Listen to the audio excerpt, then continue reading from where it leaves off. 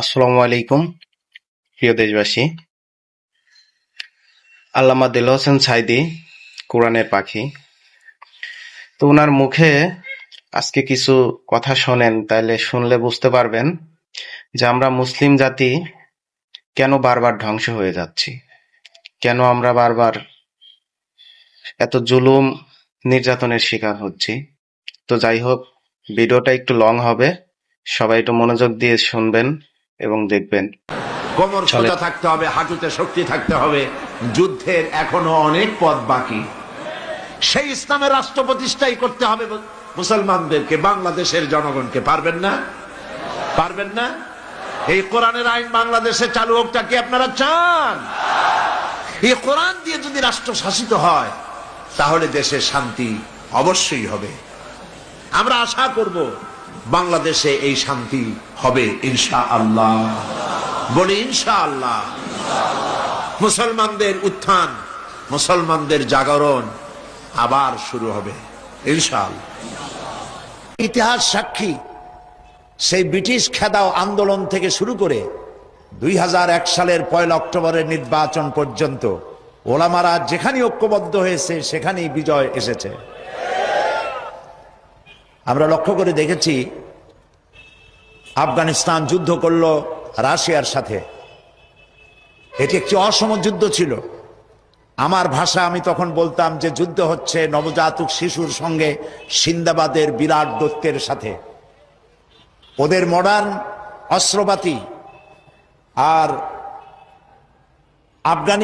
আফগান মুজাহিদদের কাছে হলো নূহ আলাইহিস সালামের জমানায় বন্যায় ভিজানো গাদা বন্দুক। এই দিয়ে তারা লড়লেন। সেই লড়াইয়ে দেখা গেল রাশিয়ার মতো বিশাল দৈত্য কুপকাত হয়ে গেল, আর আল্লাহ তাআলা আফগান মুজাহিদিনদেরকে জিতিয়ে দিলেন। কেন দিয়েছিলেন?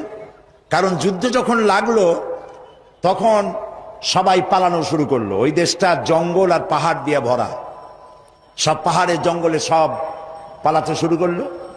পালাই গিয়ে দেখলো ওলামারা সব এক জায়গায় এসে গেছে। ওই সব ওলামা যারা একজন আর একজনকে দেখতে পারে না, দেখলেই রুমাল দিয়ে মুখ ঢাকে, সালাম দিলে জবাব দেয় না। ফতোয়া দিয়েছিল সে কাফের 5 কারণে, উনি কাফের 3 কারণে, আর উনি কাফের 17 কারণে।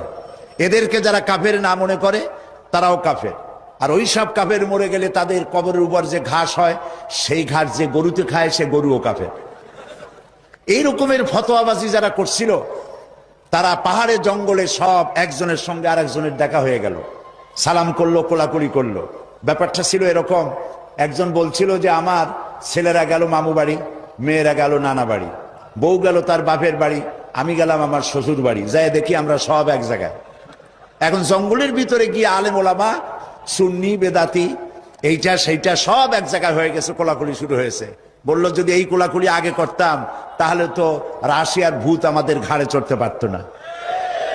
সুতরাং 9 বছর যুদ্ধ চললো। এই 9 বছরের অসম যুদ্ধে ওলামাদের ঐক্যের কারণেই আল্লাহ পাক আফগানের মুসলমানদেরকে ইসলামী রাষ্ট্র প্রতিষ্ঠার সুযোগ করে দিয়েছিলেন। আবার যে পতন ঘটলো, তাও মুজাহিদ আলেমদের মধ্যে যখন তাফরিকার সৃষ্টি হলো, ইখতিলাফ তৈরি হলো, একে অপরকে সন্দেহ করলো, দেখতে পারলো না, ভালো লাগলো না, সালাম কালাম করলো না, আবার কপাল পুড়লো, আবার বুশ এসে এদের হুশ নষ্ট করে দিল। আফগান আবার চলে গেল আরেকজনের দখলে।